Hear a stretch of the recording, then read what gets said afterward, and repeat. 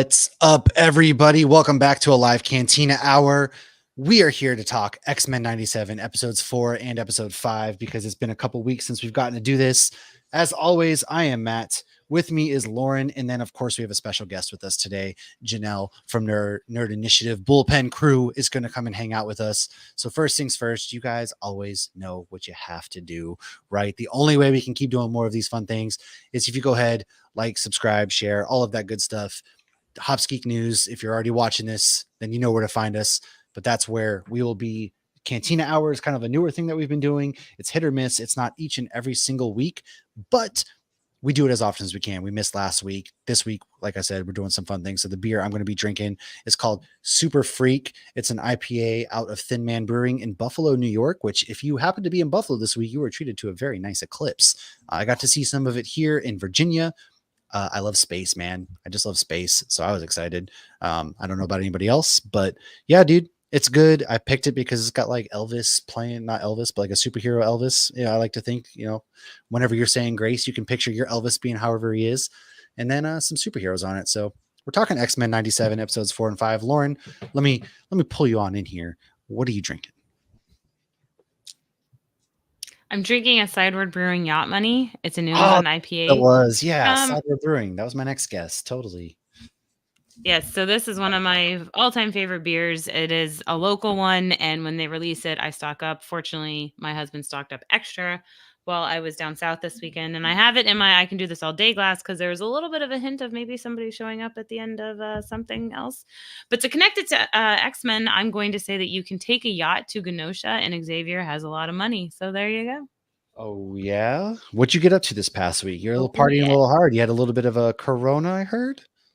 I did. It was terrible. It was so bad. It was like water. So I actually tried Premier Corona and I tried Extra Corona. I think that's what it's called. Both of them were terrible and not great at all. So then I had to switch to vodka because espresso martinis on the beach are way better than Corona. I don't know why people think Corona tastes good on the beach. And then I had a margarita and I had a Bloody Mary. Fortunately, we found good beer after, though. But I was at Tortuga, which is a 3-day music festival on the beach. Always a fantastic time. They're big on ocean conservation, which is really cool. You can't get plastic silverware there. Like the silverware is made out of like wood. There's no straws. They sell reusable cups that they actually fill. They have a whole area where like the coral restoration people are out there. Like a lot of people you might see on Shark Week are out there. You got like the bird rehabilitation place from the Florida Keys is out there. The Mom, if you're watching, the sea turtle people that we went to in the Keys were there, and they're not selling anything. They're literally just trying to get people out there and get aware of everything that's going on. And like coral reefs aren't doing great. And like there are these organizations that are literally rebuilding them.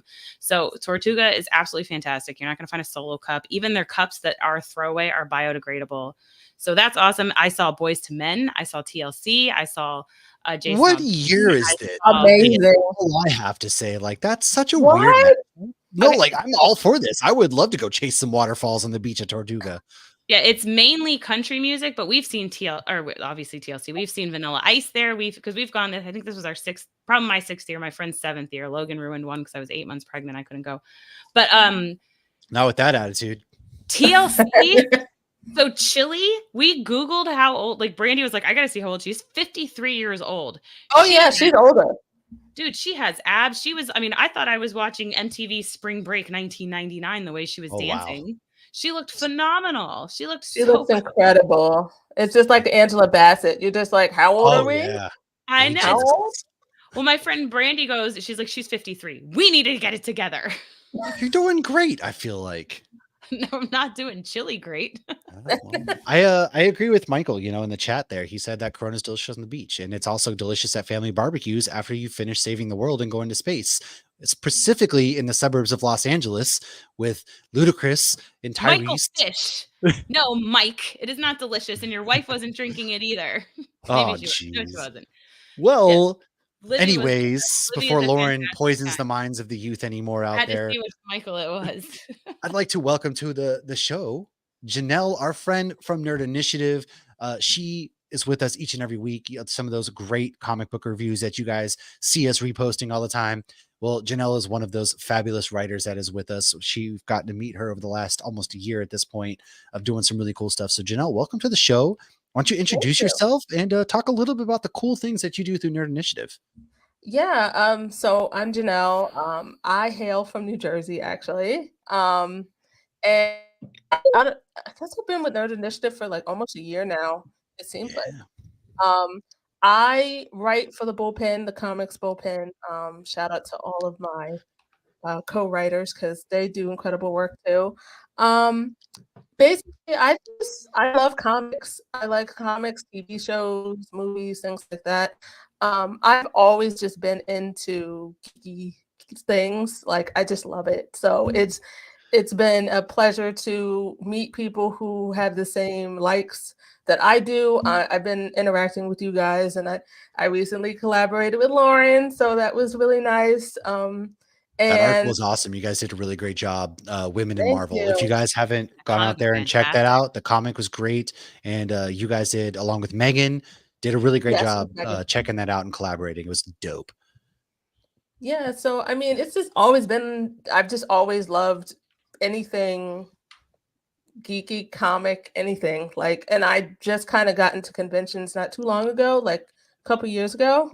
I didn't even know like how big and how massive they were. Oh yeah. They've gotten, I feel like, bigger over the last, I mean, since They're more 2015, I popular really now. feel like they've definitely gotten more popular. I mean, you see a lot more at conventions now. I feel like they focus a little bit more on the celebrities, which isn't bad because that kind of opens up to Gen Pop. And then maybe Mhm. somebody's going to find their first comic book within that realm. And who knows, it could be their first introduction to things like the X-Men. I mean, But you yeah, never would have seen Susan Sarandon at a Comic-Con 10 Gina years ago. Davis and Susan Right. Sarandon have Yeah. now been at the past 2 Comic Cons I've been at, which is kind of weird. Mhm.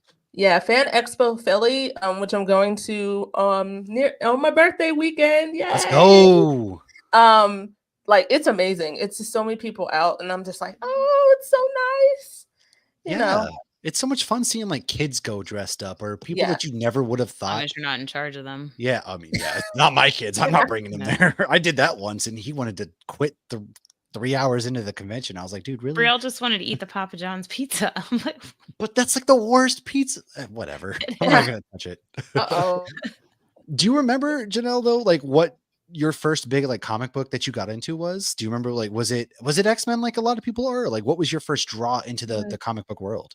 No, it was Aquaman. I love oh, let's go another Aquaman lover. Yes. they're Aquaman I lover. love Aquaman. I know it's like I don't know I love what happened. Namor. Yes, So- I do too. But Aquaman was like my first introduction, and then I got into Moon Knight. It kind of Oh, shifted, I love went from Moon one Knight. extreme to another. So I guess I love water-based superheroes. I guess. I know I love that because most people are like, oh, Batman, flat, like somebody like that. Right. But Aquaman's I Wolverine. never met somebody who's like the first person I ever got into was Aquaman, the guy who talks to fish, and I have would love Aquaman to be able tattooed. to First talk and to fish. foremost, That would like, be so cool. oh, I would take over the world in a heartbeat. First of all, you could never trust me with that kind of power because I would be saving the ocean in a heartbeat. Maybe First our and Earth Day foremost. episode should be about Aquaman, Namor, and the deep. Oh, I would love to come back for that. I mean, yeah. So that's my first introduction. Then I got in, like I said, Moon Knight. I Which is such a picked cool up one. during the pandemic just a lot more. I'm trying to think. A lot more Captain America too, Ooh, as okay. well. So it was just kind of all over the place. Well, that's the best because again, like I know typically when we talk to people, it's like X-Men, it's that, but I love when we hear some of those off the wall kind of things because that just shows you the scope of comic books, right? There's Yeah. something out there for literally everybody. Just because somebody thinks that, hey, Aquaman, that loser over there, like just because you don't like him, dude, I told you I got Aquaman tatted on my arm. Like I love Oh, you Aquaman. do? I didn't Hell know yeah. that. Aquaman is one of my favorites too. Like Flash, Batman, Aquaman are like my trinity of the DC universe. So that's really awesome. I do love that. And we do have some news, by the way. Before we go into X-Men 97, I want to shift gears for a second because CinemaCon just wrapped up. And I know I kind of broke this before we came live, but they showed the first 9 minutes of Deadpool and Wolverine at CinemaCon. And we kind of have a description of it. So if you guys don't want to know about the first 9 minutes, there's no spoilers. Don't worry. However, it opens with Wade Wilson riding in a car with children because that is a great idea. I would trust my kids with Wade Wilson. Is he He on says the bus? he says he might want kids someday, but he doesn't have a lot of vaginal sex. All right, Wade. Well, this is definitely Oh. Deadpool. guys. Deadpool's here in Deadpool. Marvel. Don't bring Yep. your kids, for the love of God. This is not your typical Please, Marvel no. movie, guys. Oh my God. If I see kids when I go to see this movie, oh my goodness. Wilson reconnects with Rob Delaney's Peter, who tries to convince him to get back into the superhero game. He comes home to a surprise party and catches up with Colossus. Colossus shares that he's been watching Great British Bake Off. Great show, by the way. And the show saved me from suicide, Wilson replies. Again, this is not your typical Marvel movie, folks. Wilson explains that cocaine is the only thing that Kevin Feige says is off limits. Blind Al replies by coyly saying, "Do you want to build a snowman?" Wade is then captured. Because she loves cocaine. Yes. I forgot about that. Wade, He's like, I hid the cure to blindness and cocaine. Good luck finding it. At which point Wade's captured by the TVA. He wakes up in an office with Matthew McFadden's character. He tells Deadpool that he has been chosen for a special mission to save the sacred timeline. Footage of Chris Evans' Captain America is shown, and Deadpool salutes him. He sees a clip of Chris Hemsworth as Thor crying over his body. That happens in the distant future, McFadden tells him. "I am Marvel Jesus," Deadpool proclaims. He addresses the camera and says, "I'm going to Disneyland." The footage then ends with Deadpool getting a new super suit. So that's the first 9 minutes of Deadpool and Wolverine that Lauren and I probably are going to get to watch together in London. I like to just brag about that a little bit because I'm so excited for that. My only complaint, he said Disneyland and not Disney World. Yeah, I'm a little upset about by that. I mean, Like, how what the fun hell? would it be to drink around the world with Deadpool? Come on, you can't do that in Disneyland. And Kevin Feige also followed everything up at this panel with saying Deadpool and Wolverine is, quote, fucking awesome. He adds that I'm allowed to say that. It's R-rated. Yeah.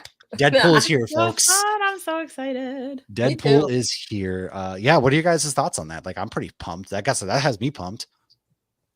I think it's a classic Deadpool, and I'm just excited to see him and Wolverine, especially like ever since like even when Hugh Jackman and Ryan like were going back and forth in like their promos, and like I'm just so excited because I know that also it might also tie in for like maybe future things that are gonna happen.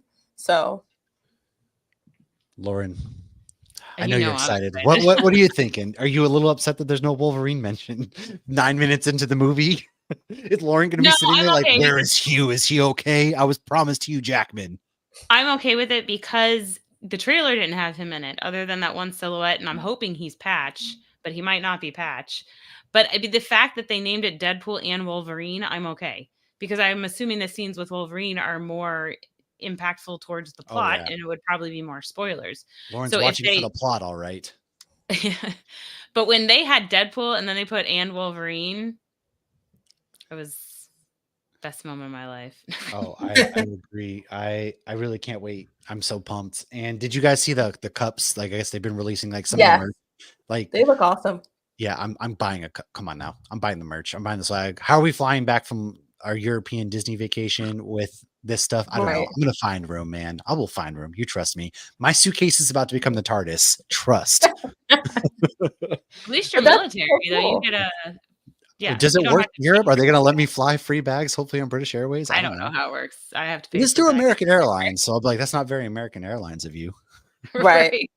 I hope you guys have so much fun though, because I went to Disneyland Paris last year. How was that?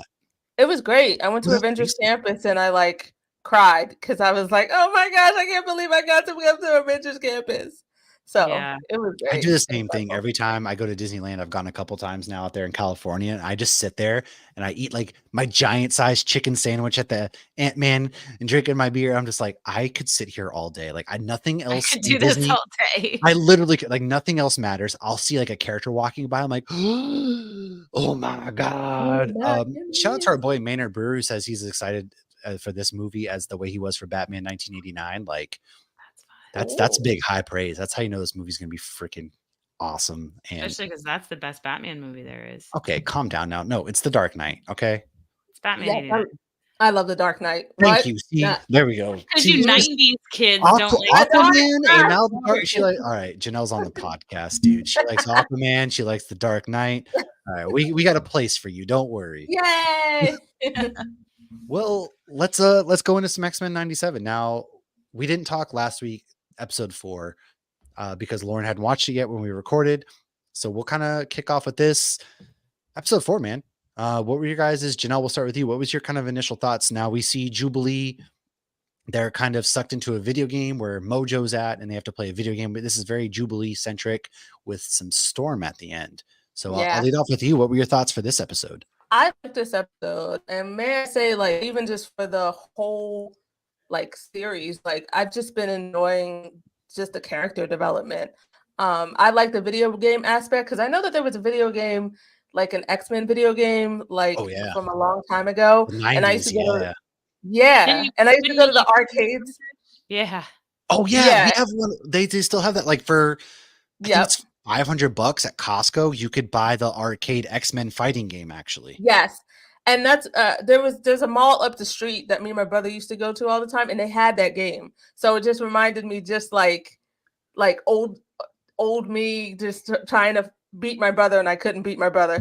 But as far as the episode, I love this episode. I like seeing Storm. Storm is my favorite character out of the X-Men.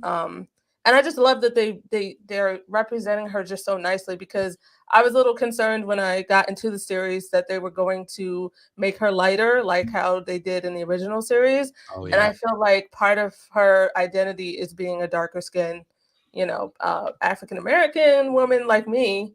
And I like that representation in comics. So I'm just glad that they kind of fixed that. But yeah, episode 4 was epic. I love Jubilee, and it just felt like you were just like on a race, like, going with them, just like, what's gonna happen? It was kind of like Tron, like they get sucked into Tron, but obviously they're in the video game, and if you die in the video game, you die in real life. That was kind of, I felt like for the first time, this is where Jubilee's powers actually did something, because everyone always makes fun of Jubilee, like, oh, she's just shooting fireworks out of her hands, but she actually does meaningful, impactful things. I was sidelined because she was a child, and even when we talked to Julia and Eric, they even said that. They're like, yeah, she couldn't go on missions. She was a minor. Well, this is this is actually her 18th birthday. Yes, right, her 18th birthday. Yeah. So they threw her right in the day she turned 18. I do love that Magneto was like, hey, what are we gonna do for Jubilee's 18th birthday? Train. Wait a second, what? I mean, but that seems like in character for him. Yeah, Magneto's not gonna go to an arcade. No. Well, he even said that. He's like, you expect me to go and play childish games? No, he didn't say me. Didn't he say like the something of magnetism, or like he very like made himself very the Sultan of SWAT? He did not say me. I know. Well, Lauren, what did you think about? What are your thoughts on this episode in particular? I thought it was fun. Obviously it brings in some like nostalgia to 90s arcades and video games. And the Storm thing, it's interesting to see how because it's like, obviously they're different and they're persecuted for being different. But then when they lose that difference that makes them special, she's grieving. And I think she's grieving in a way that makes sense. And I think it's really cool that they're focusing on that. And it's not just like, let me move on with my life. So I'm enjoying that. And I'm enjoying the whole Forge stuff, because obviously there's foreshadowing there, and there's, tying a lot of it together. But I don't have too much to say, because this last episode just, Before we get to the latest episode, I do want to hit on the Storm stuff, because I feel like it was a little jarring, in my opinion, not in a bad way. I enjoyed it, but it was this video game, lighthearted, Jubilee focused. And then all of a sudden, the last 10 minutes, we shift to Storm and Forge, and it's like this heavy, she finds out that he actually created the technology that was responsible for her losing her powers. And then she kind of comes upon this creature at the end. And, I don't know too much from this storyline. I'll be honest, like the X-Men is always kind of my blind spot too much. So are you guys familiar kind of with the comic storyline they're adapting from when Storm loses her powers at all? No, not. Well, if anybody in the chat is, let us know, because it was very cool. I hate that they kind of picked up on the last 10 minutes of Storm in that episode, and then we haven't seen her since. But then you almost forget about it, because in episode 5, like let's not beat around the bush anymore. This is the rage of the internet right now, right? This is a big episode. We're going to Genosha. We get Nightcrawler back. He's there. Magneto, Rogue, and Gambit. The 3 of them are flying. And the really funny thing I love is Gambit makes a quip, and Magneto's like, basically, might I remind you that should this ship go down, you're the only one in which gravity is actually going to be a problem with. And I love that little bit. He's very sassy without being sassy. He Yeah. is. He is. And I thought it was cool we got to go to Genosha. What did you guys think about getting to travel to this island? Like, it's mutants. It's the mutant haven. It's very built up. As Gambit says, he's like, wow, they've certainly been busy since the last time we came here. Like, what are your guys' thoughts so far going into this episode? It was interesting. It's interesting, and like I said, I kind of agree with what you just said. Like, they're just going from about the storm in the last 10 minutes. I think the what do you call it? That little island is really cool, and just like they just feel good. They feel good being there. So they really get you in this episode, man, because you think you're going into like a very lighthearted, wow, this is a mutant haven. This is awesome. We got Nightcrawlers back, and the Morlocks are here. We know that. And just everybody's basically just having a good time. There's a big gala. And last time you were there, it was like the mutants were being used for like slave labor. Like, it wasn't right. Yeah. That's the other thing. So it was neat to see that transition to where it was like, it was a heaven, or, it was what you would imagine would be the best thing ever for mutants, and watching them all dance, and then they all start like floating, and like it was really cool. Mm-hmm. Yeah, Lauren, why don't you go ahead, give us your thoughts on how this episode kicked off? Like, they very much lull you into this sense of false security, so to speak. I guess what took me not necessarily by surprise, but right away when I'm watching it, I'm like, this really is not for kids. Like, this really is targeting the people who watched it as kids in the 90s and are now watching it now, because this whole like love triangle thing with, you understand where Rogue is coming from, and you understand where Gambit's coming from. And I like that they gave the background of Rogue and Magneto and how that happened, because obviously she was a little bit taken advantage of. She's very young. He's very old. In comparison to her, but he looks great for his age. But they have that. It's almost like, what else am I going to do? Never touch another person again. And Gambit's like, I understand that. But then when he made the comment of like, love extends more to physical touch or whatever, and just the whole episode was just very grown up and just very drawing you in and then destroying you. You have the love triangle, but you also have this other love triangle, because meanwhile, back at the mansion, Scott's being interviewed by the news. I know. Yeah, and then Jean gets upset with him. It's like, you just kissed Wolverine.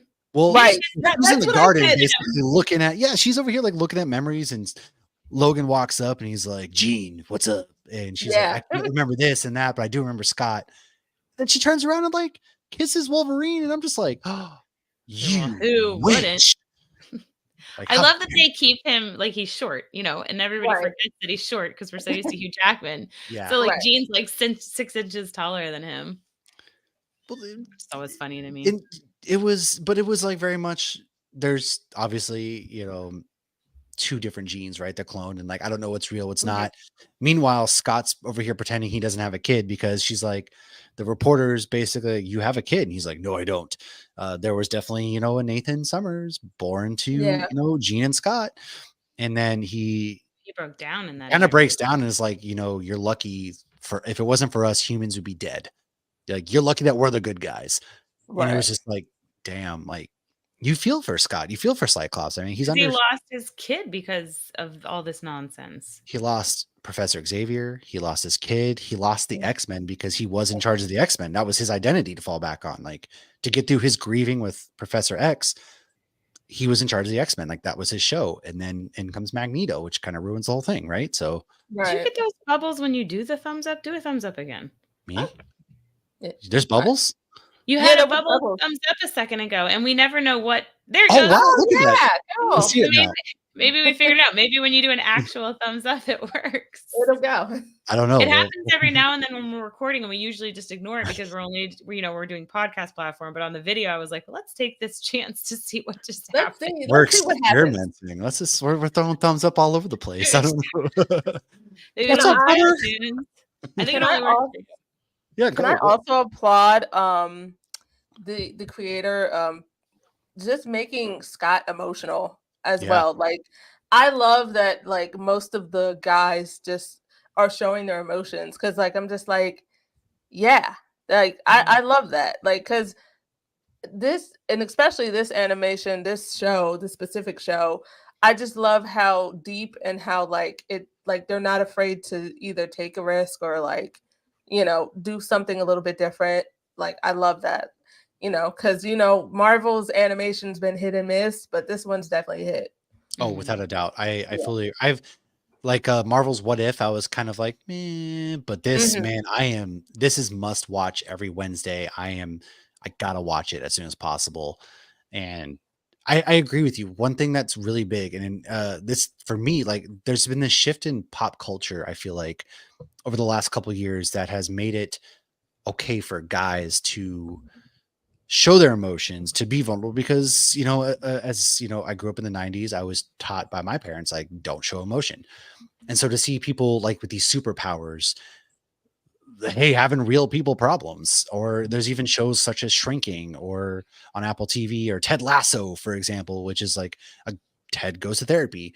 It's very important. And I think it's doing a lot for culture, like in general. It extends beyond the television show you're watching, much like what Storm means to you.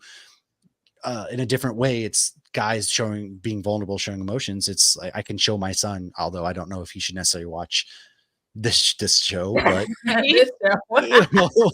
it's like, hey, it's okay to show emotions, and I like that shift. And you're right, Yeah. Scott. I mean, even Logan, like the one thing he wants more than anything is Jean, and even he's like, you need to get back to He Scott. took Like a step Right. back, yeah, because he's an admirable guy, even though he doesn't think he is. he is, he always does the right thing. We do He's need Mhm. I like that they're not focusing just on Wolverine because, yes, this is not the Wolverine show, and yes, we focus a lot on Wolverine, but we need a little bit more Wolverine. well, I think so too. the creator, I think They've the gone creator they've came out and actually commented overcorrected. on Sean's post. He Bo DeMeo. He was basically like, our goal was to remind people that this isn't the Wolverine show. But I'm But they with you guys. overcorrected, yeah. I think they went too far to the other side, and maybe the second half of the season it's going to be more. But you're right; it's very much like Wolverine shows up for 2 seconds an episode, gets kind of shelved, and it's everybody else. Well, if we do get Captain America, I would hope that would be a Wolverine-ish episode since Oh obviously they yeah, were war buddies, yeah. Did yeah. you see Well, did you read the breakdown of like Bo and like what episode 5 meant to him? Like I that whole did. big message. I was like, oh wow. I didn't even think deeply like that. I was just watching, like just excited. If anybody watching hasn't read that yet, why don't you give us if you have it or remember it, give us the rundown real quick, because I've read it, and it was basically he was attributing it to like 9/11. So give us that rundown. Yeah, so Bo broke it down and he was talking about that basically he was the way that he pitched it in 2020 is that he was feeling, that he wanted to create the show that has the X-Men, like you kind of feel like they are pretty much like I don't know how to put it, like that they are the representatives of of us, like just as an African American woman, there is a lot of discrimination and and a lot of racism and things like that, and especially him being especially a black and gay man, he was saying that the events of 9/11 and also um Pulse, when Oh they yeah, yeah. had that, yeah, when they had the shooting and everything, like that affected him. And basically he talks about humanity as well, like that the humanity needs to kind of like pretty much like there should be like a social like humanity to it, pretty much. That's kind of Wow. remembering Yeah. that was. But I just thought that was impactful and beautiful. Like I just was like, what? Well, Yeah. because you don't think about that, right? I'm with you, because I didn't even think about that deeply. Because as Magneto basically is like, hey, they want you to rule this island of Genosha, but he said under one condition, and that's basically Rogue is my queen. And he presents that to Mhm. her. She talks Yeah. about, she goes to Gambit and is like, hey, I was vulnerable. Like, I can't touch you. I can't touch anybody. And then I accidentally touched Magneto's hand, and it's the first person I've ever been able to physically touch. It was a moment of weakness kind of deal. And then we go to the gala. First of all, Rogue was She was looking so fine in this Well, she episode. didn't have sleeves on. That was Yeah. intentional. Like she was being She vulnerable. came out. She was able showing to more of her. skin. Yeah, she's Yeah, normally in the and she's jacket, like usually all covered gloves. completely covered up. Yeah. And she comes down, and her and Magneto, they dance, they kiss. Yeah. And this is where the very important correlation comes in, because Cable shows up. Madeline Pryor's out there basically like having, she was talking to Gambit, kind of just flirting with him at first, and Gambit was having issues. Then Rogue comes out, and then in comes this explosion. Cable's like, wait, what? Like he's trying to, oh no, we have to watch out for him. And then he gets sucked back in, which, by the way, did you guys catch the Watcher? No, but I didn't, but I saw the post and I was like, wait a minute. I had to go back and look. Yeah. Like, yeah. Oh my goodness. Oh yeah, right. There it goes again. Wow. But I had to go back too and basically be like, wait, I missed that at first. I went back. I was like, oh wow, that's cool. Because I wonder if it's one of these like fixed time, that he's making sure that things happen as they do. Because Cable comes in and he's like, I'm sorry, Mom. And you're just like, Mom, oh my God, that's right. And this whole thing. And then this like mega Sentinel comes in and just starts it. They're destroying the sovereignty of the mutant community. They have found this place. They have found their people, their community. Like nobody's there to hurt them. And then all of a sudden their sanctuary is being attacked and people are being killed. And it's just devastating, right? You have this beautiful, beautiful moment. Yes, it's heartbreaking with Gambit, but it's also a beautiful moment for Rogue. Like she's feeling empowered. She's showing a vulnerability side of her, and it's taken away in an instant, man. Like what's going through your guys' heads at this point? I was gonna say, did you guys look at the Magneto? Didn't he hit somebody with like a train or something? When he was fighting? It was like a monorail. He was whipping the trip. That was like Magneto was a force in this whole entire I was like, wow. Awesome. Again, that emotional beat, like just I was going through all the emotions. I couldn't even I was focusing, but I just couldn't. There's so much going on. It was so much going on. So yeah, I'm gonna pass it to Lauren because I have no words. I was actually watching it when I was on the treadmill, and it was one of the easiest runs I've had in a while because I was so invested in it. And so Lauren is actively also running from the Sentinels. Yeah. There we go. Yep. No, it's very emotional when with the little kid that we met years ago. The little I forgot his name all of a sudden. Yeah. He was like, I'm safe here. Like he was like, I'm finally safe. He's like, Magneto told me I was safe. Oh my God, dude. And he reassured him at the end too. And I mean, that's something that a parent says to their kid, even if they don't know okay. You say, we're fine, you're okay. Like you say that even if you don't know it. Yeah. That makes it more sad. It does. It does. It's crazy because there's this entire sequence. Like they're fighting the Sentinels. You get Gambit on a motorcycle in Rogue. They're flying side. Like, that's such a cool scene. They're laying waste. You get the X-Men, theme songs going. You're like, oh yeah, everything's gonna be fine, dude. It's the X-Men. Like they have to have something, and everything's gonna be okay. But it's not. So, man. First of all, like Magneto's up there. He's fighting his hardest. He's whipping the train around. He's throwing everything he can. Nothing is penetrating the main three-headed Sentinel. They've got the other Sentinels that are launching from it. They're destroying that. That's all good and dandy. Like Rogue's kicking ass. Gambit's kicking ass. It detects an Omega level threat. It just launches its beam at Magneto, and he goes down, puts a force field around him. The Morlocks are, hidden, and they're basically like, the X-Men don't care about us. Like they don't like us. And that's again when Gambit shows up to be like, hey guys, we're all in this together, and let's get you out of here. And they're kind of like, okay, what? Well, they always had shitty leadership. That's the only reason they thought exactly didn't care about them, because obviously the X-Men did. Right.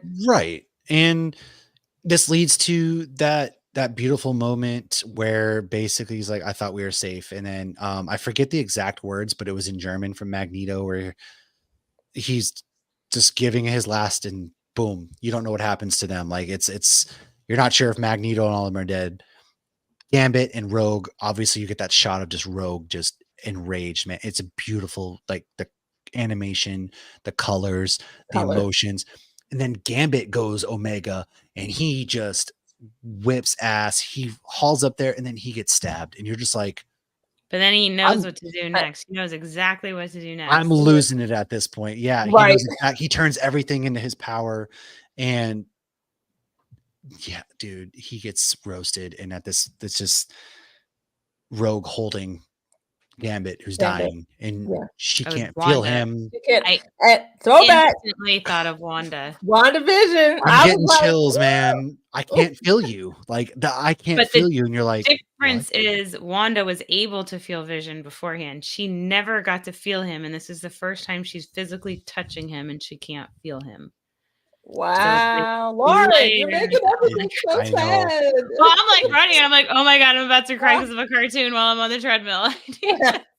Well, you're like, this is a kid's cartoon. It's X-Men, dude. It's X-Men. Like, right. They never hit this deep in the 90s. You're like, it's not going to be that bad. And then you're watching this, and you're just like, oh my god, what? Well, the first 2 episodes came out when the kids were on spring break. So I watched the first 2 episodes with Logan, who's 6. And then the third one, I was like, I'm not waiting for him to get home from school. And now I'm like, oh, this isn't a show we're going to be watching together. She said, fuck them kids. And with good reason. Plus, every time they say Logan, he gets all excited. I'm like, okay, it was cute the first 5 times. Well, then, I mean, back at the X-Men campus, I mean, Beast, Logan, they're all watching what's going on the news, and they're like, there's no wonder, like, they don't know the death toll. And that must have been what he meant with the 9/11 reference, too, though, because, like, we all remember. I remember exactly where I was in Boston, so I was right down the road. The planes took off from right 20 minutes away from me. So, like, I was on a military base even at the time. So we went into lockdown. We could not leave our houses because we're on a military base. And I remember watching it on TV, 6th grade me, not knowing what's going on. I'm like, Osama, who? Yeah. And so I'm like watching this all happen on TV. I watched, and you're right. That's the 9/11 reference, right? Like they're watching on TV as their people, you know, us. It's easy for us Americans and us, everybody, like men, women, child, gay, straight, doesn't matter who you are. Like we're all connected on that day. Mutants are now being, and then they have the representative from the UN there as well. Like, sure, she was kind of, you know, like grouchy the whole time, but she's actively going through this just like they are. And because, you know, she's getting shit on both sides. She's getting shit from the humans. She's getting shit from the mutants. She's in a bad, of course. She's the person trying to do the compromise. When you have a compromise, you usually have 2 groups of people that are not happy. So she's like the middleman, just trying to make everybody happy. But I feel like with 9/11 too, I remember thinking like, what does this mean for our future? What's going to change is our day-to-day life. I mean, fortunately, we were lucky that, like, you know, what has changed? We can't greet our relatives as soon as they get off the plane, and we have to take our shoes off now. And we can only travel with 3 ounces of liquid. Like, outside of that, our lives have stayed pretty much the same. But there, in the moment of it, it was very scary of like, I don't know what this means. We've never been attacked on our soil. And so they were attacked on a space that was supposed to be safe for mutants. I'll add to that though. I mean, look at what it did too, not to get like political and stuff, but look at the 20 plus years of war. I'm not saying like, I'm going to put myself in the mutant shoes for a moment. As somebody who's grown up in a military environment, like that's all I've known. Like parents, friends have gone to war from this day forward. I've gone twice, about to be a 3rd time in a few months because of the actions then. So like, and then you put it in the equivalence of 9/11. It's like these mutants are going to feel like they need to go to war, right? When does it end? People who are on the fence. An ideology, right? Yeah, there's going to be extremists on both sides, and it's just it spirals from there. So that comparison for us, we don't think about it, but when he put that into words, you're just like, wow, similarities there, right? It's astonishing, and it really takes you back, no matter where you are in life. Like that moment defines so much of our lives. That's interesting. You guys were at the places that you were. I was on a school bus coming home, and I saw 9/11 on the television. My aunt was in New York, and my mom was freaking out that she couldn't get in touch with her. And she finally called, and then the line went dead, and she couldn't talk to her no more. So yeah, that scared my mom half to death. But I wouldn't doubt it. Yeah, I mean, because were you in New Jersey at the time then? Yeah, so you were far closer then too. So like you obviously being in New Jersey, I know like it doesn't matter if you're right outside New York or not. A lot of people still travel up to New York from New Jersey, no matter where you're at in the state. So yeah, like I can't even begin to put myself in like your mom's shoes because there was so much uncertainty. We didn't have cell phones like we do. Well, we did, but we didn't do the capacity. No, we had candy bar phones, flip phones. Yeah, there was no like. we didn't have the internet access we have Mhm. today, where we Right, can just pull reading up out it of our like pocket. right. Yeah, It is but No. interesting. But yeah, I didn't think this episode, they really got you. Like last episode was lighthearted. This episode, it starts off like, wow, this is great. Nightcrawler was about to get roasted too, and that's when Gambit kind of comes to the rescue again. Like Gambit and Cyclops are my two favorite X-Men for various reasons. And so Cyclops, really? I'm going, I don't know. There's well, something about Cyclops I like the he's like the Boy Scout, I guess. I don't know. Like Exactly. he's the Boy Scout of and I'm not, for some reason I'm drawn to that character. I think I it's don't, because you wear glasses and you're tall. oh come on. maybe that's it. Maybe. Cyclops is not my favorite. I'm sorry. He's nobody's favorite. Excuse you. I Max. just said he's mine. I'm sorry, Said Matt. except that. There are dozens of us, I promise. You're like never nudes. I promise you. I don't know. It's crazy. You get tricked, and then all of a sudden we are having a conversation, deep conversations on something supposed to be a cartoon, and it's like, why are you Yeah. crying watching a cartoon? It's like, are you kidding me? Do you see what we're watching right now?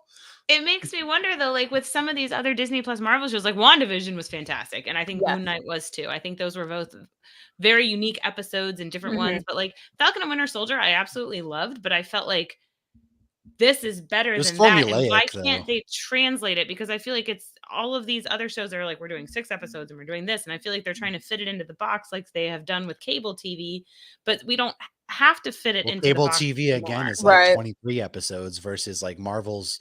No, you get 6 episodes. So the But why problem can't you is, just do what you need to do to tell the story? That's what I always said. agree. Because like it just gets to the point where like, okay, if you want the shows to be kind of like an extension of what we see in the main continuity of like the MCU with the movies, then you should be able to translate it from, from like TV to movie and then from movie to TV. That's what I thought initially when the Disney Plus shows were coming out. Like, oh, Well, me okay, we're gonna see the connections, the Mhm. lines, and we didn't know. It's just going like this. Well, I think the Yeah. problem, I mean, we've been saying it's like 6 episodes, right?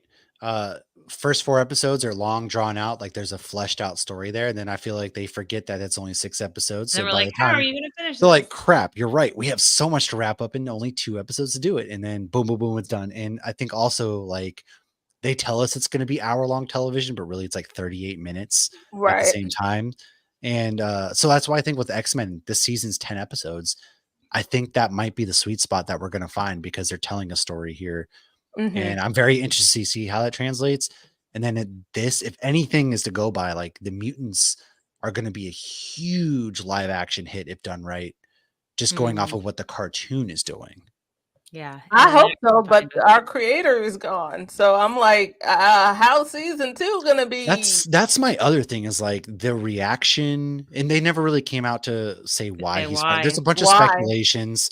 Some people have said it's his OnlyFans account. I'm not here to make rumors. I'm not here to speculate. Like If it's his I'm- OnlyFans account, maybe I'll subscribe because I want to know what's going on. it was on that free, OnlyFans I account. thought. No, I don't know. but- I've never been on Well, OnlyFans.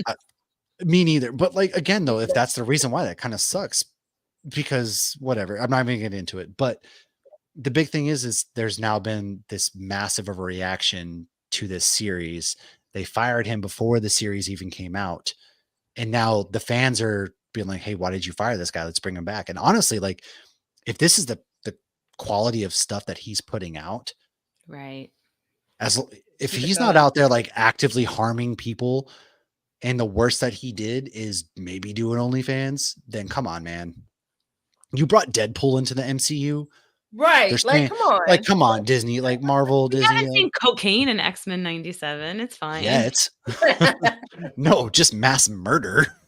Mm. And that's the thing that I have a problem with, like even just in general shows like I don't know if you guys even saw, I know this is out of the X-Men conversation, but even Avatar, like the showrunners, Oh, yeah. like they left. And I'm like, okay, well, season 1 was decent. Well, what are we gonna do with season 2? Well, we Because saw like with The Witcher too. Like Henry Yeah. Cavill upped and left halfway Yeah. through filming like season 3 or whatever, The Witcher. Yeah. So it's like, guys, I'm kind of worried. What does that I mean? am too. Well, I think they finished the first 2 seasons at least of X-Men because now they're working on season 3. So I'm not really going to get worried about season 2, but if Yeah. season 2 hits as hard as season 1 has so far, granted, we still have 5 episodes left of season 1, then I'm going to be like, all right, Gosh, is we're this going to halfway be a through James already? Gunn situation where maybe they do bring him back? Like, are you telling me people can't be redeemed in some capacity? Not that I'm saying he needs to be redeemed, but Right. Because we don't if even you're know what gonna he did. We Exact- don't know what he we did. don't know what he did. Like, I would appreciate some transparency. Like, this guy has clearly created something awesome. If And he's out something here being a really bad human being, then say that. I don't want to air his dirty laundry, but like, look what they're doing, Jonathan Majors, right? Like, that was a pretty public case. Like, It okay, was. we see why he was now no longer Kang. Like, that makes sense. He who shall not be named. What did Bo do? Like, what is the word again? Like, Sorry. what's going on here? And I would be all, and then I saw somebody be like, well, if you bring him back, then you have to bring people like Gina Carano back. I'm like, that's not the same thing whatsoever. Let's not even No. go down Or it that might path. be because we don't know what he said or did. Well, again, we don't know what he did. Like, did. and that's why I So- wish they would have told us. They don't owe it to us, but they kind of do if this is the reaction we're getting so far. Have y'all seen the stuff on the internet though? They said that like if he was ever to work for anything else, they want him to go over to DC with James Gunn, so then he could do Teen Titans live action. So I was like, what?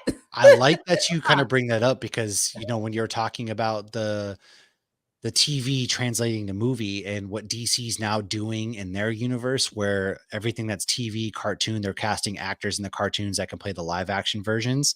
Mhm. I'm like, maybe they're onto something. I feel like DC might actually crack that code of translating TV to movie and back and forth that Marvel hasn't figured out yet.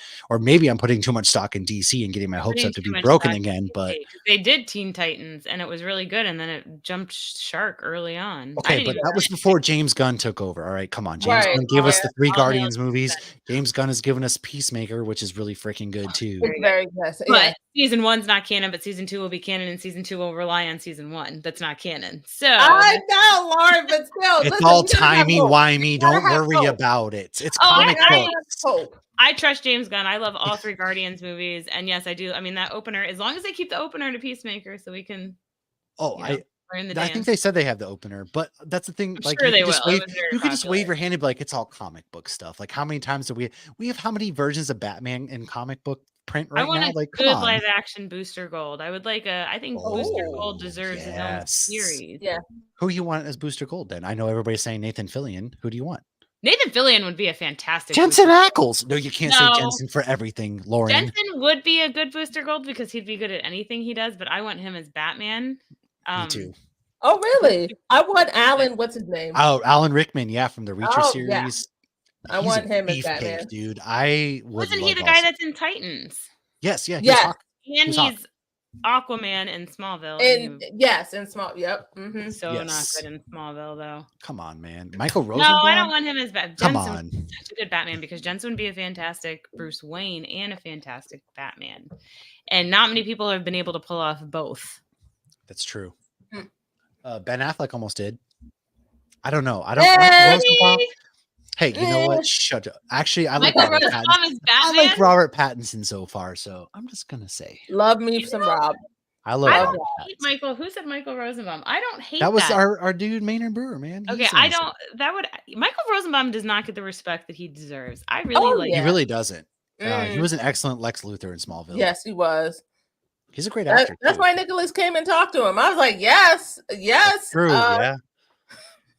I don't know, but yeah, man. X-Men. Oh wait, 97. Michael Rosenbaum for Batman or for Booster Gold? He said Booster Gold. Okay, that could be more fun. That would make more sense. Sorry to I veer don't off know the about train.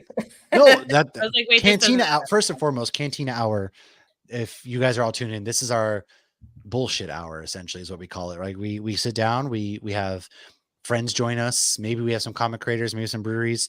We like to just chill and have a good time. And today we had to talk about the last 2 episodes of X-Men 97 because it is just absolutely insane. So please like, subscribe, share, follow, all that good stuff as we get ready to wrap up this episode. Man, I did not expect to get that emotional. I saw on Twitter, everybody was like, X-Men 97. Oh, I can't believe they did this. And I was like, guys, it can't be that bad. And I watched it. I was like, What are you talking? Yikes. Why did you? Normally I spoil myself because I don't care, but I didn't. Yeah, and I you should do have. spoil yourself. I didn't even go into the Discord. If you're join our Discord channel, by the way, folks, we have an X-Men 97 spoiler chat where you can come in and talk all sorts of X-Men 97. Lauren, if you have the link available while I'm doing it, I'll put it in the chat. Only we had an invincible I got it. I'm right on top. Oh, of I want to be an invincible spoiler thing. I can open up an Matt invincible won't watch channel. Invincible, but the way Invincible just ended, whew. Oh, yeah, I can Hmm. listen. Anybody who joins the Discord, if there's a channel you want, I am here to grant your wishes. I'm the genie, but instead of 3 wishes, you get infinite wishes I get within infinite- reason.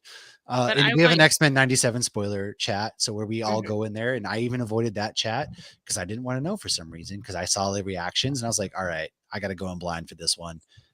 Whew. Oh boy, that was rough. I know. But yeah, as we start to wrap up and Lauren pops the Discord in the chats, Janelle, why don't you let us know what comic books you reviewed for Nerd Initiative this week and kind of, where people can find you?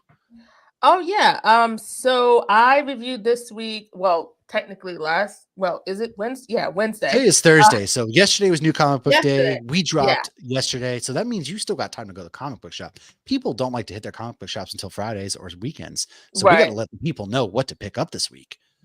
Yeah. I reviewed Red City, #1. It was really good. It's from Image Comics. It was really, really amazing. I loved the first issue. I recently also picked up before. I have some DC comics with Teen Titans and Cyborg, his story. So that's recently what I picked up. And you guys can all find me at Jan's Comic Space on all socials, TikTok, Twitter, and those are the main ones that I use. Yeah, where Lauren's better on the TikTok. I like to watch videos, but I never actually post. I just have severe ADHD. I don't know what's wrong with me. I really don't. But yeah, guys, please go check out Janelle's reviews. She's doing amazing work through Nerd Initiative. I'm really happy that we get to meet her through this. Lauren, why don't you, I know we talked about it on our episode that we recorded coming out next week, but why don't you let the people know what they should be picking up at the comic book shop this week? So Always Wolverine. Ben Percy's Wolverine run is on issue 47. This is part 7 of 10 of the Sabretooth War. Great time to jump in. Funny enough, actually, Sabretooth just used Forge's mutant gun or anti-mutant gun on Wolverine. Dun, dun, dun. However, if you don't want to get into something that's already so involved, Weapon X-Men is only on issue 2, and I cannot recommend that enough. If you love Wolverine, if you love X-Men, if you love Marvel, highly cannot recommend this comic enough. Phoenix has gathered various Wolverines from around the multiverse to try to save other Earths that have not been destroyed by not he who shall not be named, but somebody who I'm not going to name because I don't want to spoil much. But you got a zombie Wolverine. You got Jane Howlett, who's new and from the early 1900s, and the more she talks, the more I absolutely fall in love. You got fat Wolverine. You got overweight, sad, depressed Wolverine. And his backstory is tragic and very much so surprised me. You have Old Man Logan, which is one of my favorite comic book runs of Wolverine. And you have other Wolverines too. And it's just so fun to see them work together. It's hilarious and it's action-packed. And it was one of those comics I'm reading. And when I was like, no, I'm on the last page. So absolutely cannot recommend it enough. And the artwork is fantastic. You see Phoenix in one scene and she's absolutely gorgeous and doing her Phoenix scene. And then it cuts to zombie Wolverine who's being hilarious. And it's still so detailed and amazing. And it's just Wolverine right here. Especially if you're a Wolverine fan, you should definitely zombie Wolverine, man. We got a little Weapon X for you. From Mason Beerwer. Is that Mason Beerwer? Knock all my Legos over. Can't even see this. But yeah, at Weapon X-Men, I cannot recommend enough. Absolutely read that. Okay. Nice. This week Tuesday I kicked off on DC with Batman, the first night issue number, or book 2, I should say. Dan Jurgens has been writing that. Basically it takes place in the 1930s. There is no Alfred, so Bruce Wayne has to basically figure out it on his own. He's very green Batman. He's getting his ass kicked and he's figuring it out for himself. Him and Commissioner Gordon have a very good relationship. And there's like this gang that's going around trying to take over Gotham City. Big surprise. Everybody wants Gotham City for some reason. And so you should check that one out. It's a very worthwhile Batman story, and there are a pile of Batman stories out there. Number 2 is Miss Marvel Mutant Menace. Number 2 came out this week, and Mon Vellani has been one of the writers on that one. Very good, especially for if you're trying to introduce like a younger audience into comic books.